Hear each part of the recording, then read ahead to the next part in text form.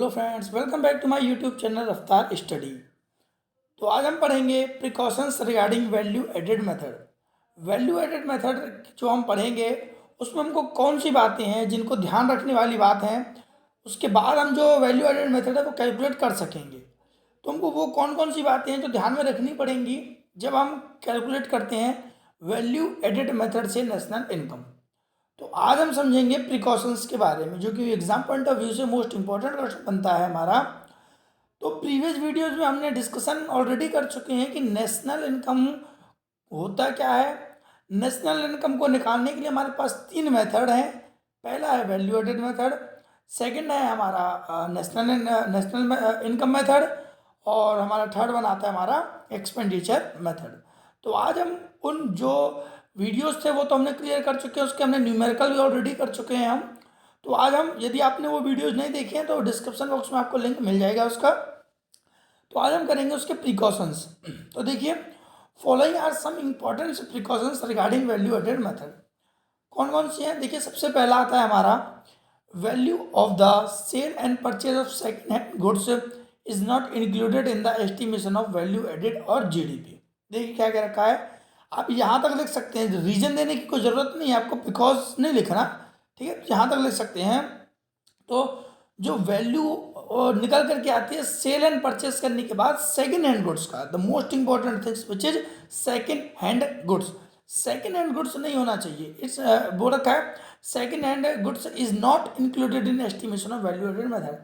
जब हम value added method को कैलकुलेट करते हैं तो उस टाइम पे हमको जो वैल्यू हमें मिलती है सेल एंड परचेस करने के बाद सेकेंड हैंड गुड्स की, उनको इंक्लूड नहीं करना है।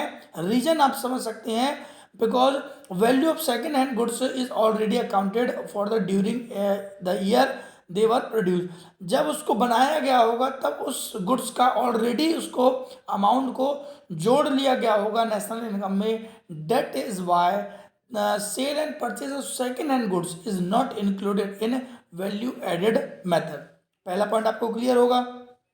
सेकेंड पॉइंट आते हैं commission earn on account of the sale and purchase of second hand goods it's included in the estimation of value added. यहाँ क्या रखा है, जो कमीशन अर्न करते हैं हम, ठीक है, सेल एंड परचेज करने के बाद सेकेंड हैंड गुड्स का, वो इंक्लूड होगा। दोबारा सुन लीजिएगा, कमीशन, जैसे कमीशन का क्या कहने का मतलब है कि हम लोग कहते हैं ना कि भाई ये मेरा सामान है 100 रुपये का, आप इसको बिकवा दो तो मैं आपको 10 रुपये इस पर कमीशन दूंगा, ये होता है, ठीक है ना। तो वो कमीशन है। तो यदि हम सेकेंड हैंड गुड्स को सेल एंड परचेज करते हैं तो उस पर जो हमें कमीशन मिलता है वो इंक्लूडेड होगा। रीजन क्या है, because commission is a reward for the services rendered. ये कमीशन एक रिवॉर्ड है, ठीक है, एक तरीके से इनाम है जो कि सर्विस हमने किसी को प्रोवाइड करवाया, रेंडर करवाया है, तो उसके बदले में हमको ये मिला है, तो ये इंक्लूड होगा। अगला आता है हमारा own account production of goods of the producing unit is taken into account while estimation of value added.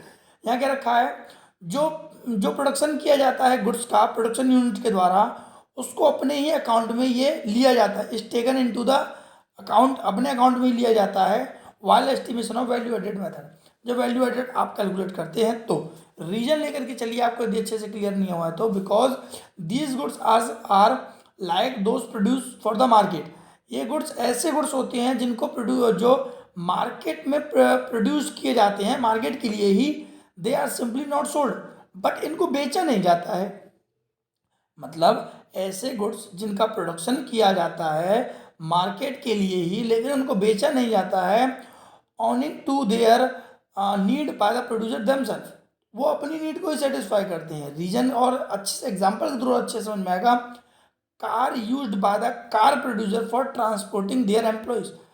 Car बनाने वाली कंपनी ने कार का जो उपयोग है, प्रोड्यूसर है कार कंपनी, उसने अपने कार का उपयोग कैसे किया, एम्प्लॉयज को ट्रांसपोर्टिंग की सर्विसेज देने के लिए।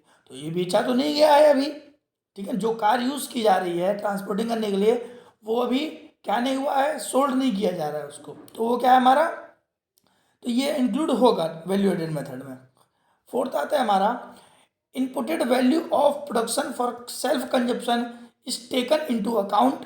अगेन देखो, जो इनपुटेड वैल्यू है प्रोडक्शन की फॉर सेल्फ कंजप्शन, अपने कंजप्शन के लिए, उसको अकाउंट में लिया जाएगा। Again because these goods are likely those produce for the market. Again ये ऐसे गुड्स हैं जिनको मार्केट के लिए ही प्रोडक्शन किया जाता है। जैसे लाइक बोल रखा है, like those produce for the market, जैसे उनको प्रोडक्शन किया गया है मार्केट के लिए। Example, wheat produce and consumption by the farming families themself. Wheat जो गेहूँ है जो प्रोडक्शन किया जाता है उसको फैमिली किसकी खाती है, फार्मर की खाती है। ठीक है, तो ये क्या है, सेल्फ कंजप्शन के लिए होगा, तो ये भी वैल्यू एडेड मेथड में इंक्लूड होगा। फिफ्थ आता है हमारा, value of intermediate goods is not included in the estimation of value added method. जो इंटरमीडिएट गुड्स हैं वो इंक्लूड नहीं होते हैं वैल्यू एडेड मेथड में, because intermediate goods is reflected in the value of final goods, क्योंकि अभी इसमें प्रोसेसिंग होनी बाकी है, कुल मिलाकर के ये कच्चा है, अभी फाइनली इसकी वैल्यू कोई क्रिएट नहीं हो रही है। That is why intermediate goods is not included in value added method. Inputted rent on the owner occupied house is taken into account. जो ओनर है वो ऑक्यूपाइड करके रखता है, मतलब वहाँ पर रहता है उस घर में, तो उस रेंट का जो क्रिएट होता है उसका वो भी अकाउंट में लिया जाएगा। Because all house have rental value, हर एक घर की एक रेंटल वैल्यू क्रिएट होती है। नो मैटर, ये मैटर कोई नहीं करता कि वो सेल्फ के लिए किया गया है या फिर रेंट आउट के लिए किया गया है, इनकम जनरेट हो रही है वहाँ से। ठीक है, सेवेंथ आता है हमारा, services for self consumption are not considered while estimating value added.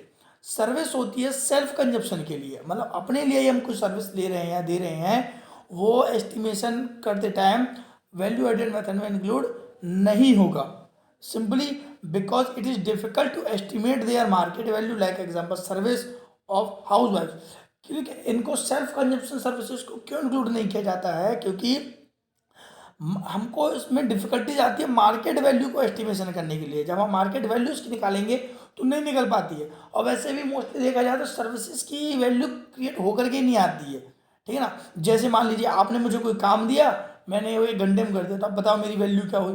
तो सर्विस की वैल्यू क्रिएट करना बहुत डिफिकल्ट होता है। जस्ट यहाँ पे एग्जाम्पल रखा है, service of house wives, house wives के द्वारा जो भी हमारे माँ के द्वारा, बहन के द्वारा जो भी वर्क किया जाता है घर में, वो सर्विसेज ही होती है एक तरीके से, तो उसकी क्या वैल्यू क्रिएट होती है, नहीं निकल पाते ना।